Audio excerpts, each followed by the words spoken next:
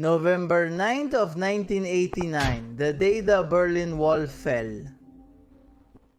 The Berlin Wall was much more than a concrete structure over 150 kilometers long and 3.5 meters high. The Berlin Wall divided two blocks, two ways of understanding the world, and it was the symbol of a resounding hot war, which paradoxically was known as the Cold War. During the 28 years that the wall stood, more than 5,000 citizens tried to cross it, and the official report says that more than 140 died at the hands of the guards who were guarding it. The unofficial numbers are much higher. The Berlin Wall was a monstrosity that represented oppression. Along its length, sniper booths, landmines, and attack dogs, among other things, multiplied. The thousands of civilians who demolished it, shouting for freedom, were building something. We're talking about one of the most important milestones in modern history.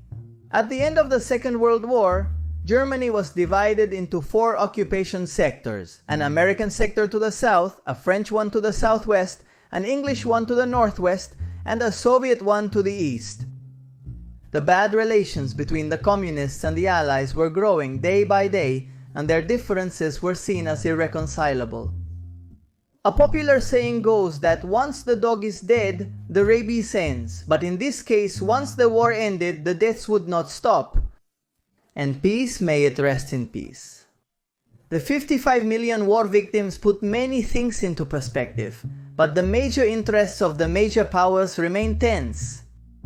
The United States and the Soviet Union were still willing to do anything, as they had already demonstrated and would continue to demonstrate.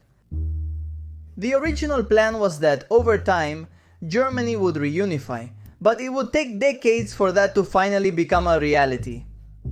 In the meantime, the capitalist Allied bloc joined forces, and the Soviet Union began to close in on itself, feeling threatened. Germany was so ideologically divided that not only did two currencies emerge, two ways of understanding government and the state, two cultural worldviews, and two ways of interacting with the rest of the world. Basically, two Germanys emerged without any metaphors involved. So it was that in 1949, the 3 Western sectors, American, French, and British, came to be called the Federal Republic of Germany, Federal Republic of Germany. And the Eastern sector, the Soviet one, became the German Democratic Republic, German Democratic Republic. Could this division possibly settle the disputes and leave everyone at peace? Well, actually, not at all. Just in case, the borders between both Germanys were reinforced, Berlin was divided, and little by little a chasm began to grow between one part and the other of the map. The battered Soviet economy and the flourishing West Germany caused almost 3 million people to leave East Germany behind until the year 1961. To delve into capitalism, the causes are very simple. Capitalism knows very well how to sell itself. The Federal Republic of Germany had the support of the Marshall Plan, which sought to invest and reactivate the economy of the area. And it had managed in a short time to remedy the damages that had occurred during the decades of conflict, adopting the usual harmful yet efficient consumption pattern as a lifestyle. On the other hand, the planned economy and the stricter rules of the German Democratic Republic, coupled with a more distributive socioeconomic understanding, slowed down short-term results, something deadly for the most urgent market. There, strikes and uncertainties began to become more frequent. The German Democratic Republic began to realize the population loss it was suffering. And for the early 50s, watchtowers and strict controls were added that sought to reduce this incessant traffic from east to west. Those towers would be the germ of the wall, the beginning of everything. The large-scale immigration of university-educated professionals and scientists, other map areas. It is popularly known as brain drain. It occurs mainly due to lack of opportunities for individual development in their research areas, for economic reasons, or due to political conflicts in their home country. The brain drain and the flight of young labor from the German Democratic Republic caused the already weak economy of the sector to suffer another destabilization and to be fatally sick. It was then that it was decided to take extreme measures. Well, actually quite extreme. No, not that extreme. A little more. There had been a rumor that a wall was about to be erected to prevent the one-way crossing of people. It seemed like a delirious idea, and even Ulbricht, the head of state of the German Democratic Republic, made it quite clear that this was not going to happen. A few unbelievers sighed in relief. The wall in the government plans was already a reality.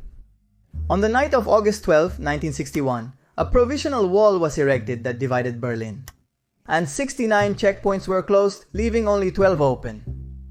The next morning, the big surprise was a 155-kilometer wire fence had been put up. Transportation was interrupted, and none could cross from one side to the other.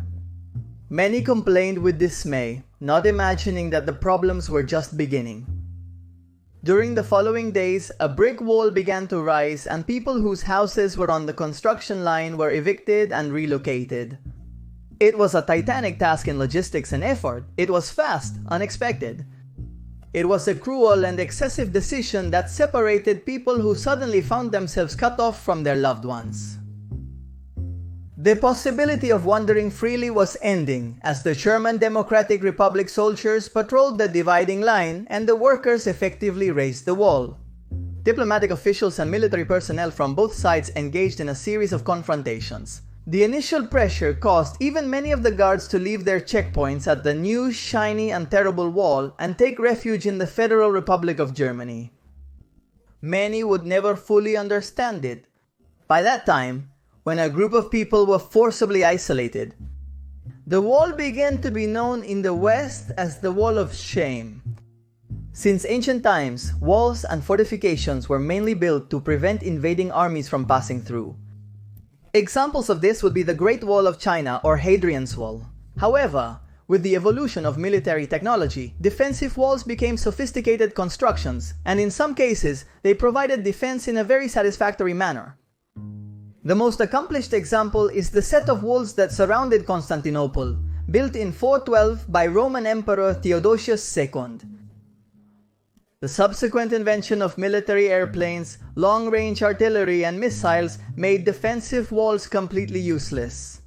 Since then, modern walls have been built to prevent or hinder the passage of civilians, not organized armies in battle, or to consecrate the annexation of territories over borders not recognized by the international community. The term Wall of Shame is the nickname with which the detractors of the walls have baptized several border walls built. In the 20th and 21st centuries, the Berlin Wall ended up becoming a concrete wall between 3.5 and 4 meters high, with an interior made of steel cables to increase its resistance. On the back, they placed a semi-spherical surface so that no one could hold on to it. This did not stop people who were trying to escape. Initially, they fled from the houses that were right next to the wall, then those houses were emptied and turned into fortifications. To finally annihilate the hopes of those who dreamed of moving freely, the so-called death strip was created, consisting of a moat, a wire fence, landmines, a road constantly traveled by military vehicles, alarm systems, automatic weapons, watchtowers and patrols accompanied by dogs, 24 hours a day. East German soldiers monitored the barriers all the time, watched over West Berlin, and had orders to shoot to kill if they saw a fugitive. To put it another way, the Berlin Wall was the Alcatraz of all walls. The Allies reinforced their troops, not to mention John F. Kennedy, leader of the Allied opposition, dispatched 1,500 troops as a precaution. This led to the idea from the German Democratic Republic that the wall, far from being sinister, was an anti-fascist protection wall. Regardless of its definition, the wall quickly increased its sad fame due to the deaths that began to occur there. Peter Fetscher was a German, a worker, who at the age of 18 became the most notorious victim of the Berlin Wall. Approximately a year after the wall was built, Fetscher tried to escape from the German Democratic Republic along with his friend Helmut Kulbeck. The plan was to hide in a carpentry workshop near the border to observe the movement of the guards. From there, they could jump from a window at the right moment. Then, land in the death strip and immediately run without looking back to a wall near an entry point known as Checkpoint Charlie. However, something went wrong in the previous espionage tasks. When Fetcher tried to climb the wall, the guards fired. Although his friend managed to get through, Fetcher was hit in the pelvis in front of hundreds of witnesses. Despite his screams, he received no medical help from anywhere and bled to death about an hour later, in constant agony. A spontaneous demonstration formed on the west side shouting murderers at the border guards. Has the lack of assistance to Peter Fetcher been attributed to mutual fear? From the western side, passers-by were not allowed to help him due to the tense atmosphere between the two sides of the wall. The head of the East German border platoon claimed to have been afraid to intervene, since it was presumed that 3 days earlier, in another incident, a German Democratic Republic soldier had been killed by a shot from a Western policeman. An hour later, his body was retrieved by the eastern side. Protests occurred in West Berlin in the afternoon, not only against the German Democratic Republic, but also against the military forces of the United States, which were accused of passivity. Around midnight, about 10,000 people demonstrated and even threw stones at a bus of Russian troops. The result was a typical case. The free song written by José Luis Armenteros and Pablo Herrero and sung by the Spanish Nino Bravo is a tribute to his story. However, there were other people who were able to cross from side to side, evading the lethal barrier. In 1964, the most resonant escape was known. Western Berliners dug a tunnel 145 meters long, 12 meters deep, and 70 centimeters in diameter that passed under the wall. Thanks to this simple but laborious resource, about 60 inhabitants from the east managed to escape after entering through a bathroom and exiting through the basement of a bakery. In 1963, a young woman made Soviet uniforms for her friends who managed to escape by car after answering at the border. The well-rehearsed Soviet-style salute and exchanging the right words. A decade later, using a bicycle auxiliary motor, a West German built a mini-submarine with which he crossed the sea heading to Denmark, covering 25 kilometers. In 1979, two families escaped with a homemade hot air balloon. They had no knowledge on the subject, but they read specialized books and tested different fabrics and fuels before embarking on the adventure. There was also talk of people who crossed from side to side, in trunks or even in coffins. And there were those who, like Fetcher, trained for weeks to try to achieve the passage, through willpower, speed, endurance, and a fairly high dose of luck. Time kept passing. The Cold War was fought on all possible stages. There were always innocent victims. There were people who died while dreaming of escaping from one Germany to the other. However, there was one escape that would signify the beginning of the end of the wall. It was a permitted escape. On June 27, 1989, the Hungarian Foreign Minister Hewlett Horn and his Austrian counterpart Alois Mock together cut a wire fence on the border between the two countries as a gesture of peace. The images went around the world. In those months, Hungary seemed to be the place where the wall separating the two blocks could fall first. And that led to thousands of German Democratic Republic citizens moving there. On August 19, 1989, almost 4 months before the Berlin Wall fell, 611 East Germans staged the first permitted escape through what was known as the Iron Curtain. The German conservative member of the European Parliament, Otto von Habsburg, and the Hungarian reformist minister, Imre Poske, decided to organize a pan-European picnic on the outskirts of the Hungarian city of Sopron, right on the border with Austria. The flyers advertising that event announced that an unprecedented and occasional border crossing at that point would be allowed for 3 hours. Attendees were even encouraged to cut a piece of the wire fence and take it home as a souvenir. The ceremony aimed to unite citizens of communist Hungary and politically neutral but capitalist Austria. All this was facilitated by Mikhail Gorbachev's policy of openness in the Soviet Union. The picnic was mainly planned for Austrians and Hungarians, but the news was spread so that hundreds of East Germans would find out. They were being invited to find the possibility of escape. The Hungarian police had orders not to let Germans pass, using force if necessary. At the head of the border guard was then Lieutenant Colonel Bela Arpad, who had to make a crucial decision in just a few seconds. Should he obey his superiors and possibly cause a massacre? What Arpad saw before his eyes was a flood of people. Young people in sight, dreamers, some parents with their children on their shoulders, women pushing strollers, elderly people with tenacity in their steps, all with the intention of crossing no matter what it cost. None of them carried weapons. Arpad's wise decision was to let them pass, even though it could cost him a military trial and 5 years in prison for disobeying an order. He even greeted some of them with pride. No shots were fired on August 19th, but 2 days later, on the 21st, they were. A single shot from a Hungarian soldier's gun killed an East German as he tried to reach Austrian soil. He was the last fatal victim of the 40 years of the Iron Curtain between Hungary and Austria. A curtain that was going to pass definitively into history a few weeks later, on September 11th, 1989. That picnic, and the decision of a Hungarian officer to disobey an order, accelerated a chain of events that, without anyone yet imagining it, then it would end with the fall of the Berlin Wall. The situation was becoming increasingly unusual and violent. The oppressive regime's inconsistencies were evident, outrageous, and explicit. The world already had its eyes fixed on that wall. Beyond the bad propaganda it had from the capitalist world, it certainly violated the rights of individuals.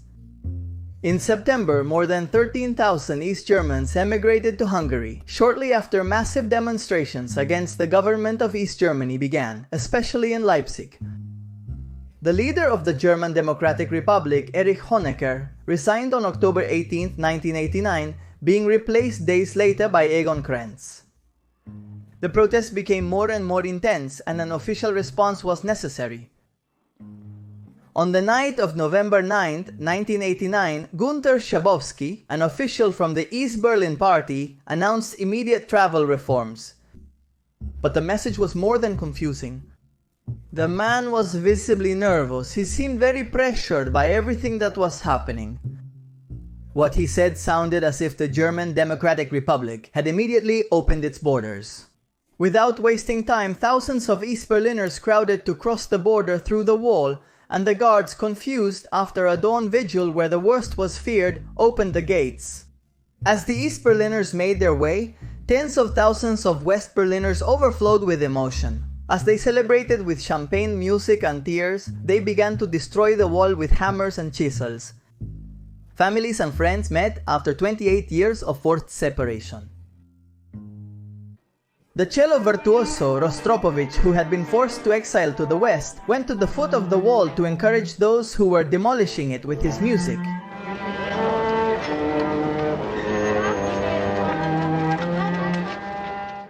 The unification of Berlin was also the beginning of the reunification of Germany.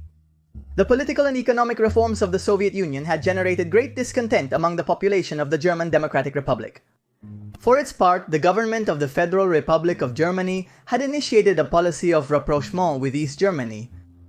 After months of protests and demands, the authorities approved the annexation of the German Democratic Republic to the Federal Republic of Germany on October 3, 1990. At the same time, the disappearance of the German Democratic Republic and the decline of communist policies led to the end of the Soviet Union, which in turn led to the birth of 15 new countries. A particular ice age was ending. Many installers agree that the fall of the Berlin Wall also marks the end of the Cold War. During the process of the wall's destruction, the German artist Bodo Sperling promoted the idea of saving a piece of it, with the aim of creating an outdoor urban art gallery. Several artist associations from both sides supported the idea and obtained the permits to establish the East Side Gallery. On a section of 1,316 meters along the Spree River, more than 100 artists from all over the world were invited to paint murals paying tribute to freedom. The Wall Live in Berlin concert, promoted by Roger Waters, took place at the Potsdamer on July 21, 1990. Who had previously stated that he did not intend to perform that album live again until the Berlin Wall fell, a man of his word, Waters fulfilled his promise and featured other rock stars.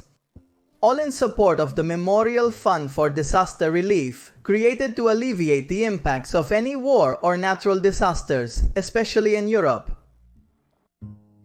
Another musician closely linked to the Berlin Wall was David Bowie. In 1977, he wrote the song Heroes in West Berlin from his eponymous album while watching a couple kissing on the wall. In 1987, he returned to the Federal Republic of Germany and gave a recital designed to be heard even on the other side of the wall. His song and his figure became an emblem of the unification of the two Germanys.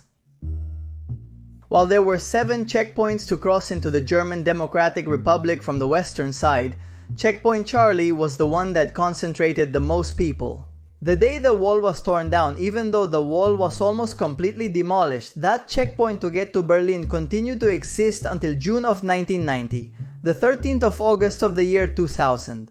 A watchtower was opened at the place where Checkpoint Charlie had been. In 2015, the Cold War Wall was inaugurated, depicting the history of the Berlin Wall. The Argentine journalist businessman Jorge Fontevecchia, heir to the Perfil publishing house, watched the fall of the Berlin Wall on television and had an idea to bring a section of that wall to Argentina. A week later, the German government responded to Fontevecchia accepting to sell him 20 meters of the section located in Potsdam Square. In return, Perfil Publishing had to donate $10,000 to build a school in Germany. The company complied and delivered the blocks. The really costly thing, however, was moving the wall to Buenos Aires. It was a task that took 500 days, including crossing the Atlantic by boat, and involved more than 100 people. Part of the wall was destroyed on Fontevecchia's order when it reached Argentina. The small pieces of concrete were distributed among the readers of Noticia magazine. What remained of Fontevecchia's wall is displayed at the headquarters of Perfil Publishing House. While the wall no longer exists, the ghost of it still hovers over the streets of Berlin. Many feel that the differences from those days have not yet been fully resolved. The truth is that the fall of the wall, in one way or another, symbolized the struggle of the masses against the injustices of the regimes. No matter which ones, the people will never be silenced, and sooner or later what oppresses us will be denounced and abolished. Unfortunately, in the meantime, there will be suffering and abuse. Of course, over time, coercive systems of dominance, control, and oppression have evolved. And even today, there are many bricks that we must tear down to glimpse a more just, coherent, and united world. In the meantime, we have this precedent much to reconsider a still quite bipolar reality, and the certainty that we must continue building, but never, never, ever to take away freedoms. And that's it for today's video about the fall of the Berlin Wall. I hope you found what I told you interesting. If you did, I ask you please to subscribe, to leave a like if you haven't done so yet. I invite you to watch other videos on this channel, as there are many historical videos you will likely find interesting. My name is Magnus Mephisto. We'll definitely meet in the next video. Goodbye.